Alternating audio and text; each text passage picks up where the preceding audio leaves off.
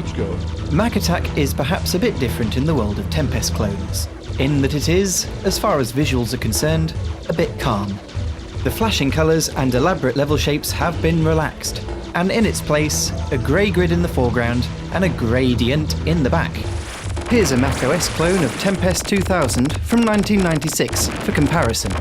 Mind you, the fundamentals of fun gameplay are not based around flashy vectors, so while MacAttack may look and feel a bit slower, and perhaps a tad less intense at first glance, those that delve into it will find a game that is fun and addictive on its own merits. Welcome then to yesteryear's Mac games, where today we're jumping into MacAttack. The brief story that MacAttack gives you revolves around an infected internet. This isn't really an original idea. The 90s loved that sort of thing, and corruption in cyberspace featured in many shareware titles, none of which probably believed it would actually happen, but here we are in 2018, and it's worse than any of them predicted. You control a little green horseshoe-shaped polygon at one end of the screen, with nasties coming in at you from the other. It's simple to pick up and super responsive, as it's all mouse controlled. Alongside the mouse movement, you have 3 buttons. One to shoot, one for your shield, and one for a cluster bomb. The latter blows up everything on the screen with a spot of lightning, while the shield makes you invincible from enemies and their projectiles. Using both of these properly is important, as bombs can get you out of particularly tricky situations, if you can identify them quick enough. And the shield is handy for clearing your side of the playing field of undesirable bouncy things, such as the spiders. These for me are generally what all fire should be concentrated on. The spiders are around from the very beginning, and come in eggs that need to be shot open before its contents can be splattered. Carefully timing your movement with their jumps is a slow way to kill them off.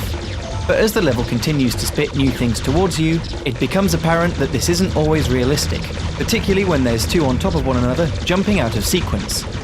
At some point, the spiders become this 2D springy bomb, which has similar behaviour, before eventually returning, suitably juiced up having been down the gym or something, and doubling in size. Other hostiles include this UFO that flies around shooting stuff. This caterpillar, which really ought to be blasted before it gets to the player's side of the screen, where it becomes a bit of a blockade. This thing here that looks like a chain chomp without a mouth, and seems to only be in stage 2, and for whatever reason, targets filled with blood. Visuals are pretty good in their own way. Roger Kemper, the developer, has gone for a particular aesthetic, rather than simply cycling as many colours as possible, like other Tempest clones. The pre-rendered 3D sprites look pretty good as they scroll towards the front of the playing field, and the full 3D bosses look superb as they pace up and down. It will also play in black and white, which, granted, doesn't look particularly good, but this does enable the game to work on older monochrome-only Macs, with a 68030 processor. This is my Performer 630 playing the game in black and white, to give you an idea of what this might have looked like. It also contains a heap of clever tricks to help slower machines play the game tolerably. My 630 is a later 68K machine, and even that is annoyingly slow to load levels without the turbo mode. The game will play full screen without any borders on whatever size monitor a player puts it on. I think this is thanks to Quick Draw. The bigger the screen, however, the more memory the game will need. So if you're planning on doing this, don't forget to increase the game's memory allocation in the Get Info menu. Its compressed installer will fit on a floppy disk for easy transfer to an old system, so MacAttack is quite accessible.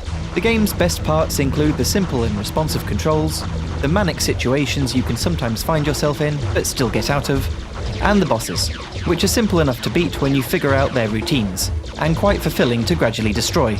I love how they fall apart as they lose health.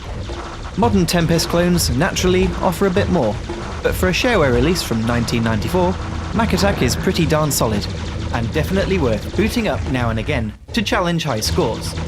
It's an excellent candidate for emulation, as it isn't doing anything particularly complicated that Sheepshaver or Basilisk 2 could trip over. You can find downloads at the Macintosh Garden and Macintosh repository. That's it then for this edition of Yesteryear's Mac Games. Do share your thoughts in the comments or on the Twitter. I tweet away at YYsMG. For more shareware and retail Macintosh titles, do take a look through my other videos. Excellent. And subscribe to keep on top of new content. Thanks for watching then, and see you next time.